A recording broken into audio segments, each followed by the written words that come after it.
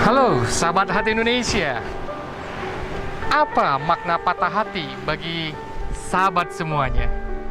Pernah nggak yang namanya merasakan sakitnya ketika kita patah hati? Atau jangan pernah mungkin dalam hati kita, saya tuh sering patah hati. Ingin coba saya tanyakan kepada sahabat-sahabat, bagaimana rasanya ketika kita mencintai seseorang dan ternyata tidak sesuai dengan harapan kita? Saya yakin kenapa? Ketika tidak memenuhi harapan kita, dia meninggalkan kita, tiba-tiba hati ini terasa sangat menyayat. Cobalah dirasakan sejenak. Benar atau tidak? Wajar kalau kita itu pernah mengalami yang namanya patah hati, apalagi sakit hati.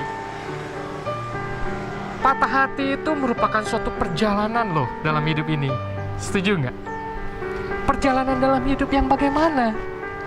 Ketika kita dalam usia yang sangat muda seperti ini, di mana faktor kebutuhan dan faktor keinginan, itu tidak selaras. Pada saat kita merasa dalam hidup ini segala sesuatu harus terpenuhi, sebenarnya itu adalah ambisi di dalam diri kita, emosi yang berjalan tanpa bertanya dalam hati kita. Yuk kita renungkan sejenak. Sebenarnya apa sih kebutuhan kita ketika kita mencari pasangan dalam hidup ini? Kalau kita bertanya dalam hati, kadang-kadang saya ingin memiliki suatu pasangan yang mencintai saya. Tapi kan ada kriterianya, setuju nggak? Setuju kan? Kriteria inilah yang kadang-kadang belum tentu sesuai dengan apa yang kita butuhkan. Antara kebutuhan dan keinginan sangat berbeda. Kebutuhan adalah suatu hal yang harus kita penuhi dan tidak mungkin ditolak. Tapi kalau keinginan masih bisa kita tunda. Contohnya, pada saat kita pengen makan, itu kan ingin makan. Tanpa terasa, kebutuhan kita terhadap makanan tersebut, tiba-tiba, kok saya sudah tidak lapar sekali? Wajar, karena kita letakkan itu semua di dalam suatu keinginan. Tapi suatu saat, kita merasa sangat lapar sekali, dan harus segera kita penuhi rasa lapar tersebut. Itulah yang dinamakan kebutuhan. Dalam hidup ini, pada saat kita yang sekarang masih muda, masih di usia muda, harus wajib membedakan antara kebutuhan dan keinginan. Pada saat kita mencari pasangan hidup, pacarlah seperti itu. Kita ingin mencari pacar yang lembut, sayang dengan kita, kemudian pengen memperhatikan kita. Tapi kenyataannya, ketika kita mencari pasangan hidup tersebut, tiba-tiba berubah gara-gara tidak teratur lagi antara kebutuhan sama keinginan. Bertemu dengan seorang wanita atau pria, pengen cari yang ganteng, cantik, apalagi kaya. Sesungguhnya itu bonus kan, kalau dalam perjalanan hidup kita. Kalau kita merasa bahwa kita sangat butuh dicintai, butuh disayangi, butuh diperhatikan, cobalah cari pasangan hidup kita yang bisa yang boleh dikatakan membutuhkan. Bagaimana rasa sayang itu ada, bagaimana rasa cinta itu ada, dan bagaimana ingin diperhatikan.